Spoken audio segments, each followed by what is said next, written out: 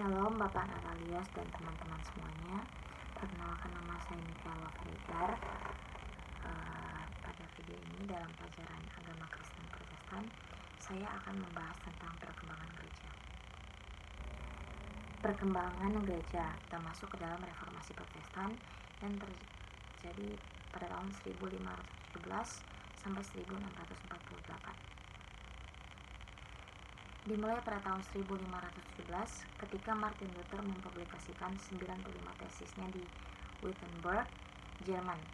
Tesis-tesis ini menantang praktik gereja Katolik, terutama penjualan indulgensi, dan menyerukan reformasi doktrinal dan struktural. Reformasi menyebabkan perpecahan dalam kekristenan barat dan melahirkan berbagai denominasi baru seperti Lutheranisme, Calvinisme, dan Zwinglianisme. Reformasi tidak hanya mempengaruhi agama, tetapi juga politik dan masyarakat di Eropa, memperkuat kekuasaan negara bangsa, dan mengurangi dominasi gereja Katolik.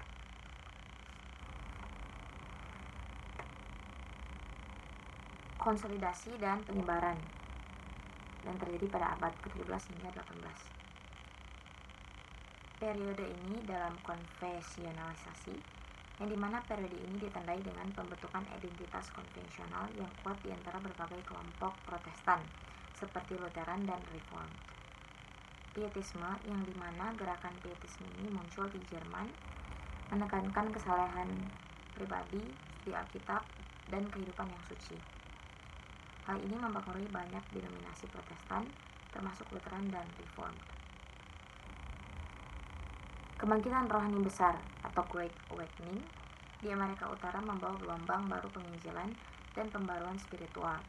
Tokoh-tokoh seperti Jonathan Edwards dan George Whitefield memainkan peran penting dalam gerakan ini. Abad ke-19, ekspansi dan misi global. Gereja-gereja Protestan mulai mengirim misionaris ke seluruh dunia, termasuk Afrika, Asia, dan Amerika Latin. Hal ini membawa penyebaran Injil dan pendirian komunitas Kristen baru di berbagai negara. John Wesley dan Charles Wesley mendirikan metodisme yang menekankan disiplin rohani dan pelayanan sosial. Gerakan ini menyebar ke seluruh dunia dan mempengaruhi banyak orang. Kita masuk ke abad 20, diversifikasi dan tantangan baru.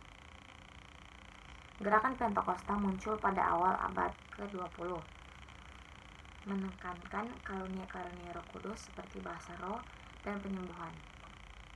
Ini berkembang menjadi gerakan karismatik yang melintasi denominasi. Gerakan ekumenis berusaha menyatukan berbagai denominasi Kristen, seperti pembentukan Dewan Gereja-Gereja Sedunia pada tahun 1948. Yang dimana adalah salah satu hasil dari upaya ini. Gereja-gereja Protestan mulai lebih banyak terlibat dalam isu-isu sosial seperti hak-hak sipil, keadilan sosial, dan hak-hak perempuan.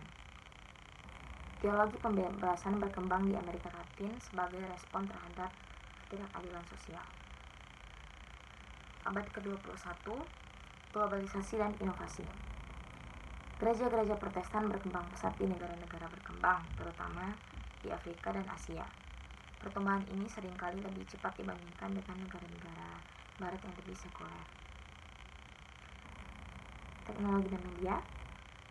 Penggunaan teknologi dan media sosial memungkinkan gereja-gereja untuk menjangkau lebih banyak orang. Pelayanan online dan streaming telah menjadi umum, terutama selama pandemi COVID-19. Isu-isu kontemporer. Gereja-gereja Protestan terus menghadapi isu-isu kontemporer seperti perubahan iklim dan pluralisme agama. Pendekatan terhadap isu-isu ini bervariasi di antara berbagai denominasi dan konteks budaya. Secara keseluruhan, perkembangan gereja dalam tradisi Kristen Protestan menunjukkan dinamika yang kaya dan kompleks yang terus berkembang seiring dengan perubahan zaman dan tantangan baru.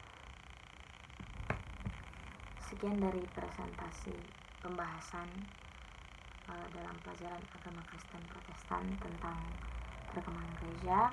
Mohon maaf jika ada salah kata atau kata-kata yang menyinggung. Shalom, damai di hati, Tuhan Yesus memberkati.